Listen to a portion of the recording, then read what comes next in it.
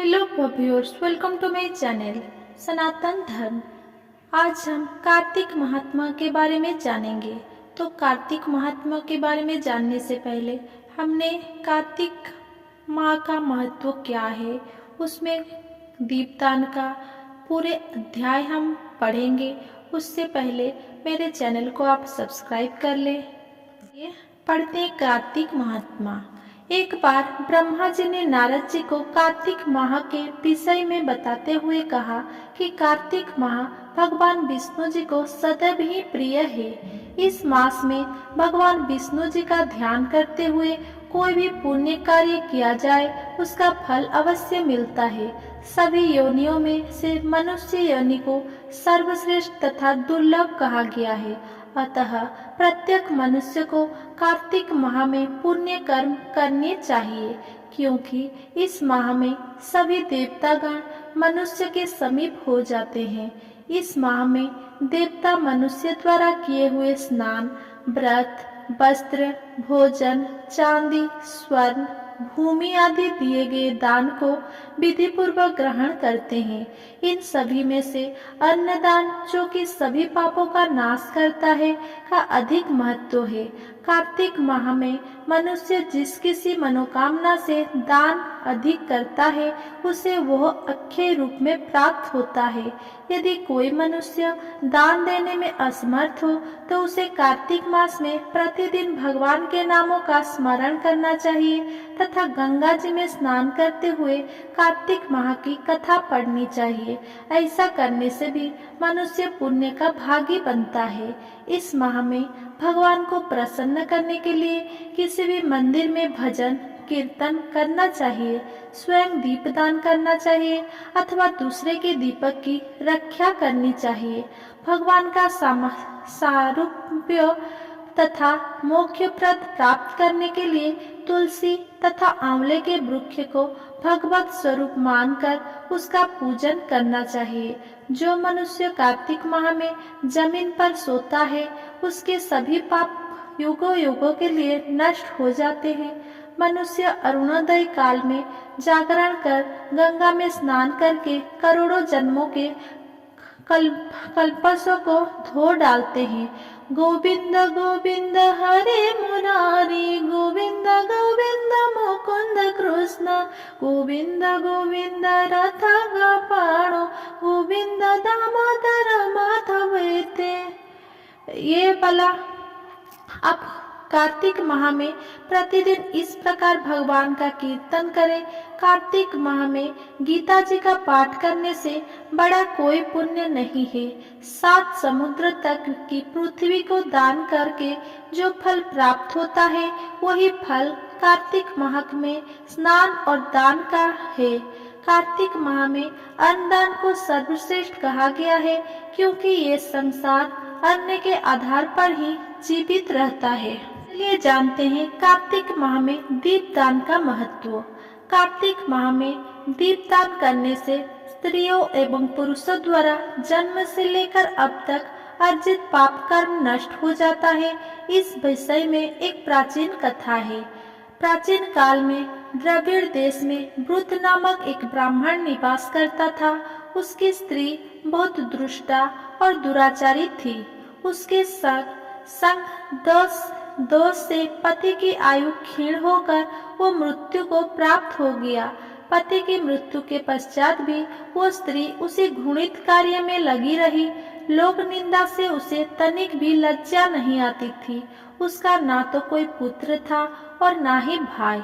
वो सदैव भिक्षा से प्राप्त अन्न को ही ग्रहण करती थी। वो अपने हाथ से बनाए हुए शुद्ध भोजन को भी ना खाकर मांग कर लाए गए बासी भोजन को ही करती थी। वो तीर्थ यात्रा से भी सदा दूर रहती थी और ना ही कभी उसने मंदिर आदि में जाकर कथा प्रवचन भी सुना था। एक दिन रुष्ट नामक एक विद्वान ब्राह्मण भ्रमण करता हुआ वहां आया। उस ब्राह्मणी को निंदित कार्य में लिप्त देखकर उसने पूछा, ओ मूर्ख स्त्री, तू मेरी बात ध्यान पूर्वक सुन। ये शरीर पानी के बुलबुले की भांति है। एक दिन इसका नष्ट होना निश्चित है। यदि तू इस अनित्य शरीर के नित्य मानती है तो अपने मन में बैठे इस मोह का तो विचार पूर्वक त्याग कर दे। सबसे श्रेष्ठ देवता भगवान विष्णु का चिंतन कर और उन्हीं की लीला कथा को आदर पूर्वक सुन। कार्तिक माह आने पर भगवान दामोदर को प्रसन्न करने के लिए स्नान दान आदि करके दीप दान दे और भगवान विष्णु की परिक्रमा करके उन्हें प्रणाम कर। यह व्रत विधवा और सौभाग्यवती सभी स्त्रियां के करने योग्य है। इससे समस्त पापों एवं उपद्रवों का नाश हो जाता है। तू मेरी बात मानकर निश्चय ही कार्तिक में दीप दान कर। इससे तू निश्चित रूप से भगवान विष्णु की कृपा प्राप्त कर लेगी। इस प्रकार कहकर वह कुष्ठ ब्राह्मण चला गया।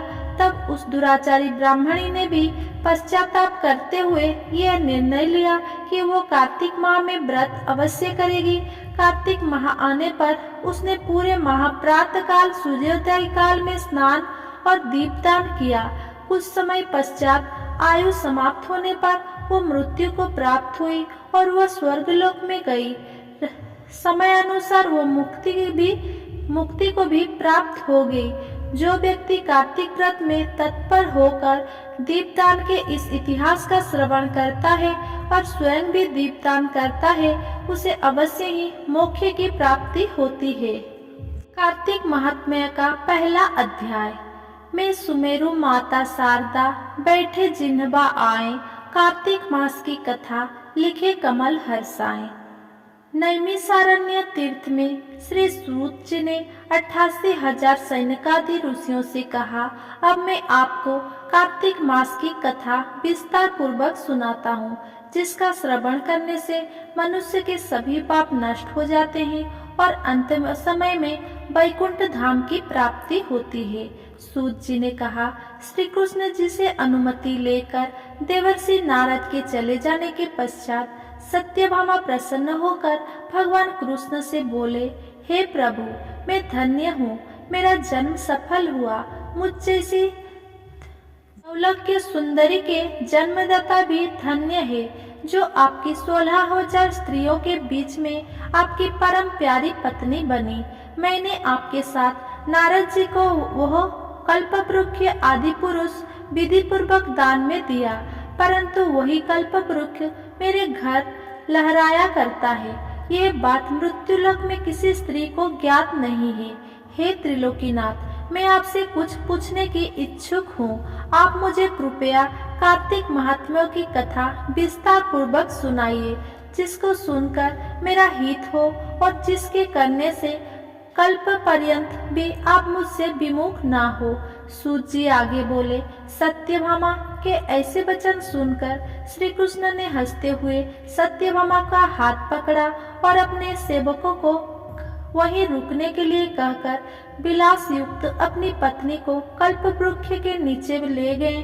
फिर हंसकर बोले, हे प्रिय, 16,000 रानियों में से तुम मुझे प्राणों के समान प्यारी हो। तुम्हारे लिए मैंने इंद्र एवं देवताओं से विरोध किया था। हे कांते, जो बात तुमने मुझसे पूछी है उसे सुनो। एक दिन मैंने, श्री कृष्ण बोलते हैं, एक दिन मैंने तुम्हारी यानी कि सत्यभामा इच्छा पूर्ति के लिए गरुड़ पर सवार होकर इंद्रलोक जाकर कल्पवृक्ष मांगा। इंद्र द्वारा मना किए जाने पर इंद्र एवं गरुड़ में घोर संग्राम हुआ और गौलोक में भी गरुड़ जी गौओं से युद्ध किया। गरुड़ों की चोंच की चोट से उनके कान एवं पूंछ कटकर गिरने लगे, जिससे 3 वस्तुएं उत्पन्न हुई। कान से तंबाकू, पूंछ से गोभी और रक्त से मेहंदी बनी। इन तीनों का प्रयोग करने वाले को मोक्ष नहीं मिलता। तब गौओं ने भी क्रोधित होकर गरुड़ पर पार किया, जिससे उनके 3 पंख टूटकर गिर गए। इसके पहले पंख से नीलकंठ, दूसरे से मोर और तीसरे से चकवा चकवी उत्पन्न हुए। हे प्रिय, इन तीनों का दर्शन करने मात्र से ही शुभ फल प्राप्त हो जाता है। ये सुनकर सत्यभामा ने कहा, हे प्रभु, कृपया मुझे मेरे पूर्व जन्म के विषय में बताइए कि मैंने पूर्व जन्म में कौन कौन सी दान व्रत और जप नहीं किए हैं। मेरा स्वभाव कैसा है, कैसा था, मेरे जन्मदाता कौन थे और मुझे मृत्युलोक में जन्म क्यों लेना पड़ा। मैंने ऐसा कौन सा पुण्य कर्म किया था जिससे मैं आपकी अर्धांगिनी हुई। श्री कृष्ण ने कहा, हे प्रिय, अब मैं तुम्हारे द्वारा पूर्व जन्म में किए गए पुण्य कर्म को विस्तार पूर्वक कहता हूँ, उसे सुनो। पूर्व समय में सतयुग के अंत में मायाधारी में अग्निगोत्र में देव वेद वेदांत का ज्ञाता देव शर्मा नामक एक ब्राह्मण निवास करता था। वो प्रतिदिन अतिथियों की सेवा, हवन और सूर्य भगवान का पूजन किया करता था। वो सूर्य के समान तेजस्वी था। वृद्धावस्था में उसे गुणवती नामक कन्या की प्राप्ति हुई। उस पुत्रहीन ब्राह्मण ने अपनी कन्या का विवाह अपने ही चंद्र नामक शिष्य के साथ कर दिया।